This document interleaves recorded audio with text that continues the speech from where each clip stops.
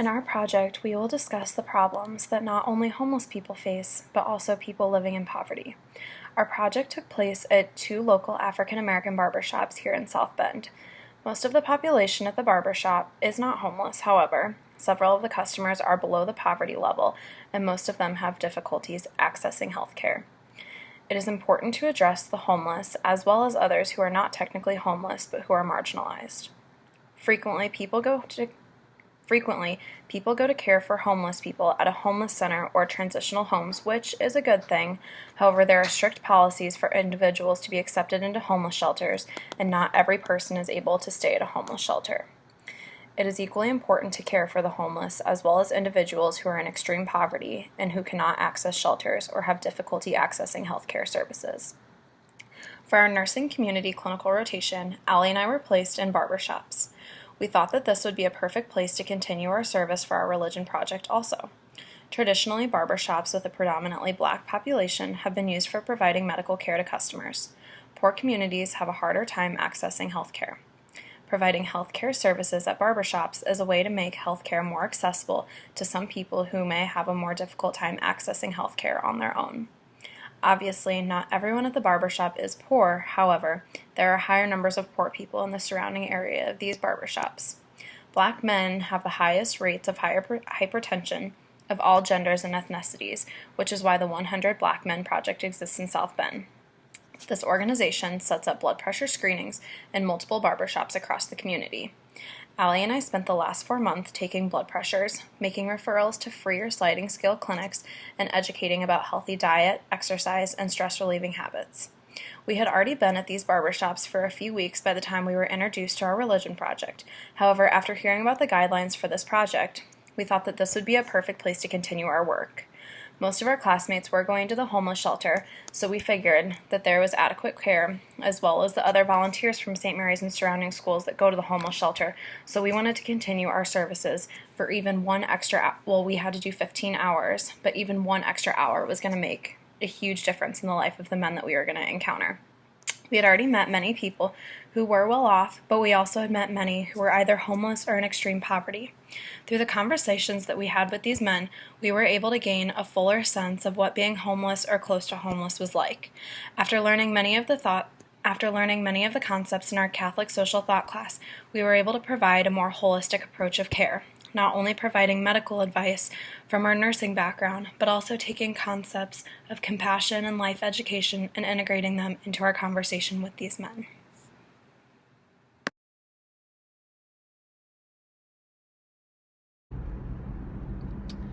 So this is my first day of going to the barber shop. I'm not really sure what to expect. I know that I will be dealing with all African American males. I really don't expect to see any white people. I expect that I'm going to be the only Caucasian. I'm on my way there right now, and this is probably the furthest south that I have ever been in South Bend. All of the buildings are starting to become very ratty. I just passed under a bridge on Main and Western, and there were homeless people sleeping under the bridge. I know that's a bridge that is usually famously known for having homeless people under it. I'm starting to see an increase in lower socioeconomic class people on the roads. There's a lot more people walking. There is a McDonald's, but I haven't really seen any mainstream stores. I haven't really seen a Walmart, a Target. The grocery stores are just kind of hole-in-the-wall grocery stores. The houses are very run down. I kind of am expecting most of the people here to not really care about their health, and that's disappointing to me. I hope that they do, but I'm not really sure what to expect. I haven't been given much guidance, so I'm pretty nervous going into this.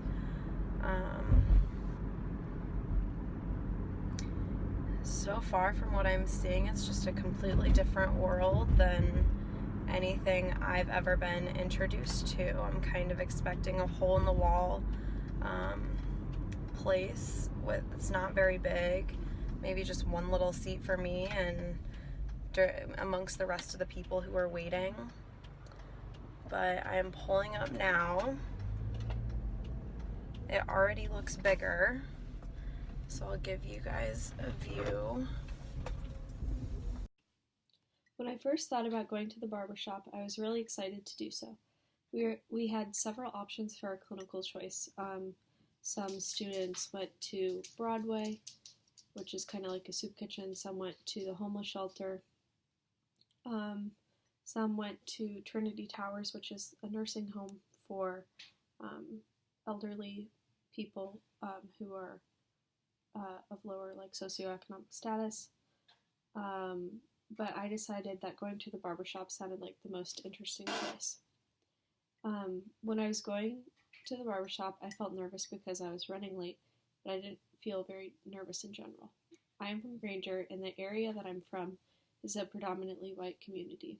I have gone to schools, churches, and been involved with organizations that have a predominantly white population. I took a class last semester titled Race, Ethnicity, and Identity in the United States, and this opened my eyes to how exclusively white my community is. This summer, I went to Uganda for 6 weeks. When I was in Uganda, this was really only the second time in my life that I had been completely surrounded by people who looked different than me. Last fall, I was walking in South Bend across from the Center for the Homeless on a Wednesday evening. I saw a Greek Orthodox church, and I decided to go inside because I thought it looked super interesting and pretty. I went inside, and the people there were practicing music. I was surprised because I was the only white person in the church. This was the first time in my life where I had been the only the only white person. And I felt very uncomfortable because I felt out of place. Even though the people in the church were super welcoming, I just felt odd not having anyone that looked like me. I then realized that students of color who attend St. Mary's may feel uncomfortable by the lack of diversity. Going into the barbershop, I think there will be a lot of black men, and I'm expecting to be the only white person. After being in Uganda for 6 weeks, I'm more comfortable being surrounded by people who look different than me. So initially I knew nothing about African American barbershops. I looked up the location of where I was supposed to be going and was given the contact name of the owner of the shop and was expected to show up and take blood pressures for 8 hours once every week. The building was in a rougher part of town, a part of town I've really never been in, and this is the part of town that my parents told me to avoid at all costs. And if I do have to go there, I need to make sure I have enough gas and not let my car break down. I was expecting an entirely African American population. I also assumed that this was going to be a hole-in-the-wall place with graffiti on the outside of the walls, not really much to the building, kind of something just barely standing. The insides I assumed might have 3 to 4 chairs. Directly across from the chairs where you get your haircut, there would be a row of plastic chairs pretty much falling apart where the clients would sit and wait to get their haircut. I kind of assumed that it would just be a quick little haircut, they'd give a trim all the way around the head, you'd be on your way out the door, and the next person would come in. I was not expecting really much of a place for me to sit. I kind of figured I might get 2 little chairs, and then I could put my stuff on one and have a client sit there. I'd sit on the other and take the blood pressure. I wasn't really expecting much organization, nor was I expecting qualified, well-mannered, well-dressed, or professional people. Those cutting the hair or those getting their hair cut. I was prepared to see many low-income, unkempt, and dirty clients. Overall, I was just kind of expecting a poor environment, a poor population, and a rundown area. I've always been able to get along with just about anybody, and while I was very nervous, I was also excited to go down to the barbershop and experience a new way of life. I find myself very adaptable to many situations, and I figured that I could apply myself in that same situation here. While I know how to act very professional and educated, I also find myself acting a certain way to fit in with the crowd, and I think I had mentally prepared myself to do the same here. I wanted to make myself seem not as studious, not as put together, and not as sophisticated, because I expected that that's what the people would be like there, and I wanted to fit in with them. Because when you can fit in, you seem more relatable, and when you're more relatable, you can kind of get along with someone better. I wasn't initially a little bit concerned about myself. I really didn't try to fix myself up. I didn't want to do my hair. I didn't want to put on makeup. And I just wore a plain polo with just plain black pants because I didn't want to stand out in any way. Didn't want to be put in a position where people might try to call me out, hit on me. I just wanted to go in, provide my services, take some blood pressures, try to educate people about their health, and get to know people without any outside distractions. With that being said, I hoped to be able to put myself in the shoes of the people I was going to be dealing with and learn how to help them in a way that can actually make a difference. I know that many times people, like health professionals, will go in and they'll give all these recommendations, but they're not actually realistic for the type of population that I expect to be dealing with. So I want to be able to give realistic changes and realistic advice to some of these people. I did have my initial impressions of what I thought my experience would be like and who I would be interacting would be like. But more often than not, I found out that many of my impressions of situations I have never been in are often very wrong. And if that's the case here, I hope to learn and be able to interact with the people of this community and grow myself as a person in order to be the best person that I can be and provide the best services that I can give to them.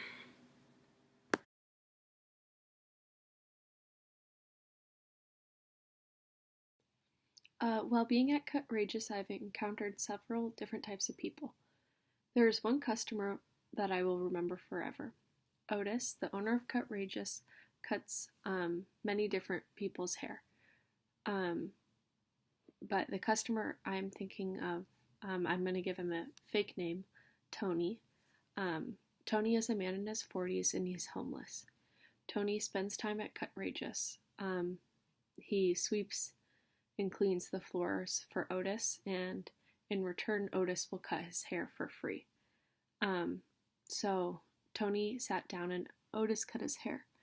I had seen Tony on multiple occasions, and he let me take his blood pressure. His blood pressure was high, and I asked him if he was stressed. He responded yes. So I asked him, "What's up? Why are you stressed? Or what are you stressed about?" And he told me that his mom, auntie, grandma, cousin, and daughter, who is pregnant, all died within 3 weeks of each other. And ever since then, he really has had a hard time recovering. His mom had a heart attack, his aunt had a stroke, and his daughter, who was pregnant, was shot. And I don't remember he didn't say how his grandma and his cousin died. His fiance went on to say that they had died about a year ago, and that he was still having a hard time recovering. So after this, I said that I would be thinking of him, and I felt, he would be my thoughts and prayers, and he said that he appreciated it. And then, so as I was leaving my time for the day, I saw Tony and Melissa. Melissa is his fiance, outside walking around, and they asked me if I could give them a ride, and I said no, because if I transport clients, or it's like I'll fail nursing, so I wasn't able to do that. They were trying to walk to Sample Street on a clinic that was 2 miles away. And then, so they were trying to walk there, but I wasn't able to drive them. So they just kept talking to me. And Melissa said she wished people knew what it was like to be homeless. I then proceeded to ask them if they stayed at the shelter, and they told me no, because there wasn't enough room right now. So they weren't able to stay at the shelter.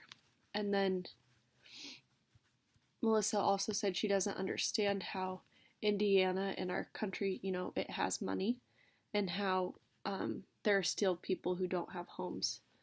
I agreed with her, and then I said it's not right that, we do have so much wealth and yet we still have a homeless population.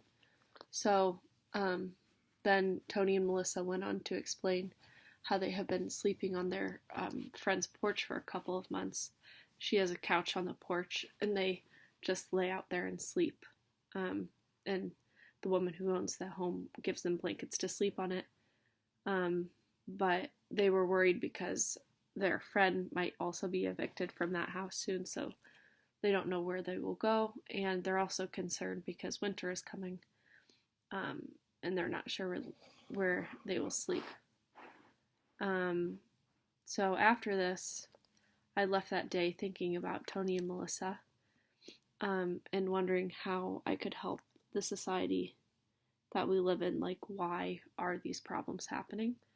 And how do we continue to leave people in such a poor and vulnerable state?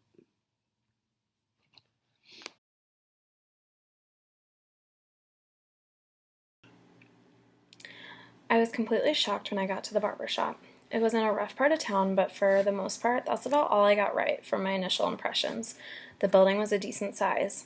When I walked in, there was a huge waiting room with a row of chairs, a desk and a chair for me, a massive flat screen that only played ESPN, I would soon come to find out.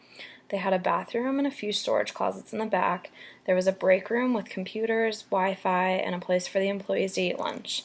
Then there was the room where the clients got their haircut. There were 4 chairs and stations, and 2 different flat screens in there that also only played ESPN. There were 3 main guys that ran the shop and cut hair. Their names were Red, Pat, and Wayne. Red was the main guy. They were all super nice and funny. I introduced myself on the first day, and I couldn't have asked for nicer people to be working alongside with. They really cared for their clients and could have them and myself laughing for days. I definitely felt safe when I was there and when I was around them. It almost seemed like they took kind of a protective role over me. I don't know if they meant to or if I would have even ever needed it, but I never felt for 1 second that I was uncomfortable or unsafe there. They had a whole different array of clients from all different backgrounds that came in to get their hair cut. I met people from the Notre Dame football team, to pastors in the community, to men getting their masters in business from Notre Dame, to people who were near homeless, to schizophrenic drug addicts, to white males, to pretty much anyone you can think of. They were there. I was definitely shocked the first time I saw a white male come in to get their hair cut because I thought that there was only going to be black males there. There were also black females and children, which I don't know why I didn't think would be there, but there was just a whole different type of people there. From working with the owners and the clients, I learned so much more than I ever thought I would have, and it has completely changed my opinion about what I thought I knew about these clients. Most of the people that came in to the shop were friendly and nice. A few were distant, but that's expected. No matter where you go, you can't expect 100% of the people to be forthcoming and outgoing. Many of the people, though, were interested in myself and what I was doing there and where I was going with my life. I had a St. Mary's nursing student name tag on, so of course they asked me about that, where I was from, what my year was, and if I knew what I was doing when I was going to be graduated.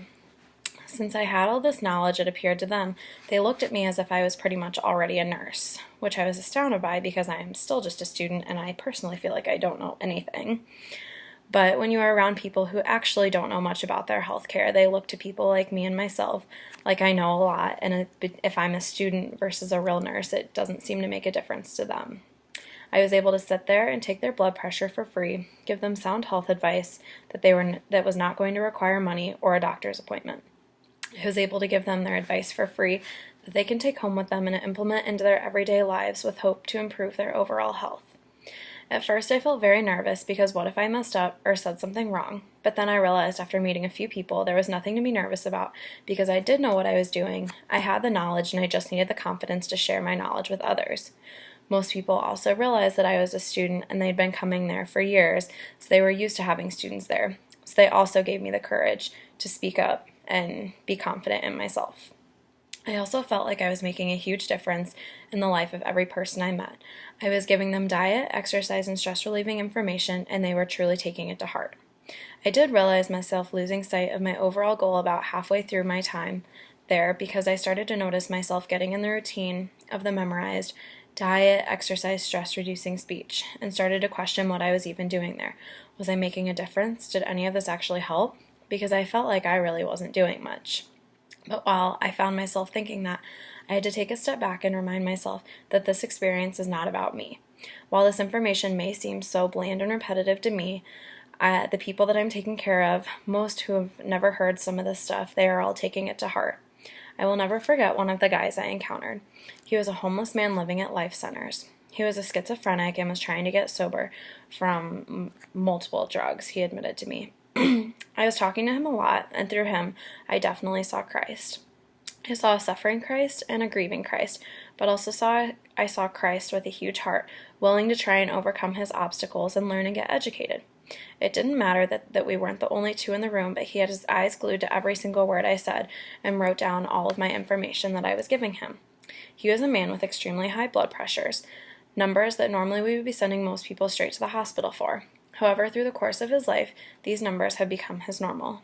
So I took care to explain to the best of my ability what everything meant in terms that he could understand. And he was so eager to learn. I didn't want to overload him with too much information, but he was one of the most grateful people I met throughout my entire experience at the barbershop, but yet he was probably one of the few that had it the roughest. This experience just reminded me that it doesn't matter where you come from, that if you're willing to be nice and have a conversation with others and take the time out of your day to care about them, even if it is just for 5 minutes, they can and will see the light in you, just as I did in him. There are many things that I could not have learned in a book or in a classroom setting through this experience. There is only so much you can learn and practice in a classroom setting. Personally, I am very comfortable in the classroom setting, and there is nothing holding me back from what I am saying, thinking, or feeling. When in the real world, conversing with other people, it is much different. In our Catholic social thought class, I have never had a difficulty really with, for most matters, voicing my opinion on how I think and feel. However, when I get into the real world and I'm in a different setting with people from a different socioeconomic, gender, and race class than myself, it gets kind of difficult because you're afraid that you might offend someone. There is the fear of saying something offensive and the actual task of trying to have a conversation with someone, not knowing where the lines are to be drawn when inquiring about personal information, and also the moment of panic when you think you have forgotten everything that you have ever learned. However, through working with the guys at the shop, they all gave me the courage. I learned so much from them about what it's like to be homeless or near homeless. I was also able to apply much of what I have learned from Catholic social thought to my experience at the barbershop. It was a slow application, but it was a combination of learning in class, learning through experience at the barbershop, reflecting on my experience and what I had learned in class, and then repeating the cycle to really be the best person that I could be in this situation. It is difficult, and I am slowly learning as a nursing major and as a person that people's circumstances may not always be their fault. Through the conversations I had with the men at the barbershop, such as the schizophrenic man, his circumstance was not his fault. He did lose his way for a while along the way throughout his life. However, he suffers from a lifelong condition, and he has been battling this his entire life. He really is trying to overcome his situation currently, but there are obstacles. I consider myself a pro-life person in the sense that I should be pro-everything and help fight for those less advantaged than myself. If there was no one to fight for this man, the schizophrenic man, then how is he ever going to have the resources or the courage to fight for himself? He is one that definitely needs help from other people, and if there is going to be no one to give it to him, then there is no way that we can expect him to ever succeed. I think we are far from a Christian nation right now as a whole, because if we were one, healthcare would be free to all, and it wouldn't take students volunteering their time for the people Allie and I cared for to get medical advice. Jesus freely cared for the sick, and through myself and anyone in the country who is providing health care or other humanely services without discrimination, I believe that we are acting in the eyes of Jesus. It is not my job to judge those that I have met throughout my experience, nor say whether they are exploiting the system or truly are in need of help. But as a healthcare provider and as a Christian, it is my job to recognize that they are in need of help or asking for my help, and I should be giving it to them. While times it may be difficult, it is my responsibility to never waver my quality of care or be angry at them for their situation. As Matthew quotes Jesus, I should only have compassion towards the poor, and even towards these angry at the poor, towards all. This last statement is one that I really am taking to heart and trying to carry with me in my future, because it is so easy to be angry about different situations, but it is so much easier not to judge and to focus on the good in people and give help where help is asked. After being in the shop for 4 months, I really love it. This experience has been eye-opening. This being at the barbershop has altered my perception of race and poverty. Something that surprises me is that before going in, I usually carry a little bit of apprehension. I feel awkward because I am usually the only white person in the shop, so I tend to feel out of place when I first get there. However, once I go inside, Miss Cheryl greets me, and I feel very welcome at home. The longer I spend there, the more comfortable I feel. On a deeper level, this experience, coupled with my experience in Uganda, has altered my perceptions of race. Never in my life have I been a minority group. Feeling awkward and out of place has helped me realize how some people feel on a daily basis. I saw Once a Bell a couple weeks ago, and it was a reminder of how comfortable I am at St. Mary's. It was also a reminder of how minority students may feel awkward on a daily basis. After being in the barbershop, I learned what it feels like to be the only person who looks a certain way, and I'm happy that I am able to have this new perspective. Tony and Melissa's story is just one example of poverty that I see at the barbershop. Their story makes me question why Melissa and Tony are in the position they are in. I realize that choices they make or have made may have put them in their current situation. However, I still think we have a responsibility to help vulnerable people. I was talking to my friend Don, whose dad, Otis, owns the shop. I asked Don what he thought about people like Tony. He said that he believes that Tony's situation is partially to do with the choices that he has made. However, Don also said that there should be more help for people like Tony. Don knows that Tony gets some money from the government, and he suggested that maybe Tony should also get a place to stay from the government, like some sort of cheap housing. Don said that the housing might not be a lot, but it would give him a place to lay his head and be warm at night.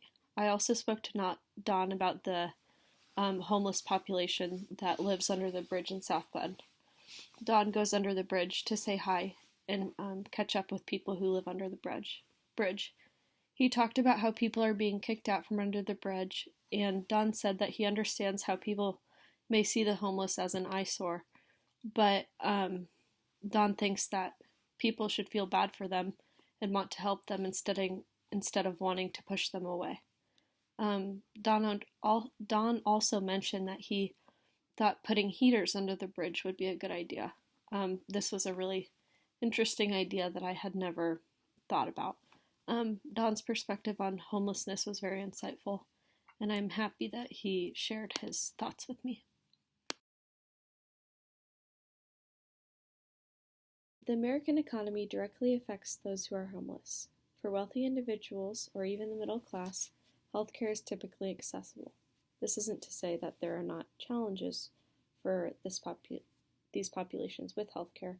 It's just a lot easier for these individuals compared to poor individuals or those at the poverty level. It is very difficult for them to access healthcare. Melissa, a homeless woman at Cutrageous, I previously talked about this. There is so much money in the world that there is no reason anyone should go homeless. As a nation, America is extremely wealthy. I've spoken to people in Uganda, and they imagine that everyone in America is wealthy.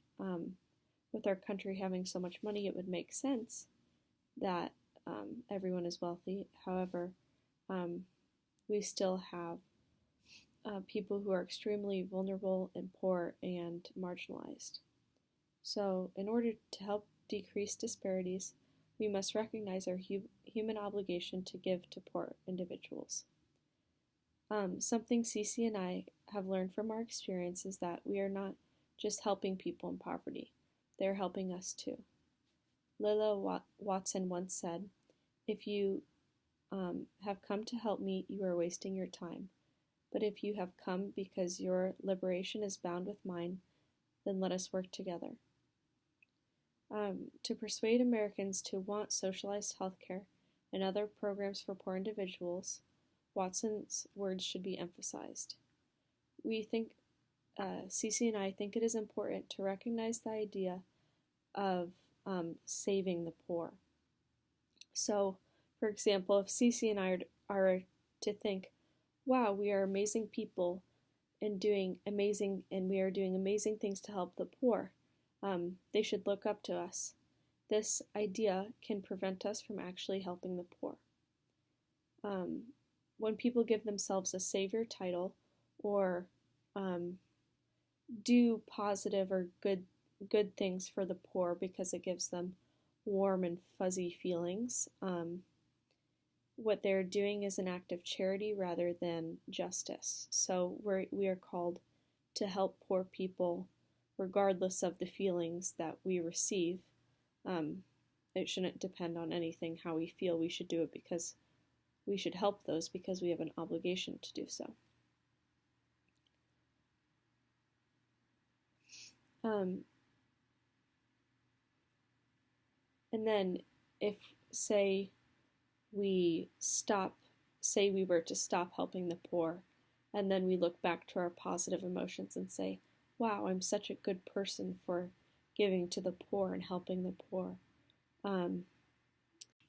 We have an obligation to help the poor, and our obligation shouldn't depend on how we feel about helping the poor, whether it makes us happy or whether it makes us sad or angry. We should do it regardless, because humans have dignity. So Watson mentions this, and so if we view ourselves as saviors to other human beings, and it creates this imbalance that leads to more harm than good. So if we start treating marginalized people with dignity instead of thinking that we are their savior, it is more likely to lead to justice, which is achieved through working together, not working as I am myself, I'm so good by helping you. So justice isn't achieved through acts of charity. Justice is achieved through working together. Acts of charity are positive things, but we need them. If we had a just society, we wouldn't need those acts of charity. Doing acts of charity alone are not what Christ calls us to do. Jesus states that whatever you did for one of these least brothers of mine, you did for me. So when we unify with the poor, we become united with Christ. And if we don't unify with the poor, we are not united with Christ. Humans have dignity, and we should recognize this. We should not be angry towards the poor. Instead, we should empathize with their struggle and advocate for healthcare policies and other social services that will ease their burden and lead to a more just Christian society.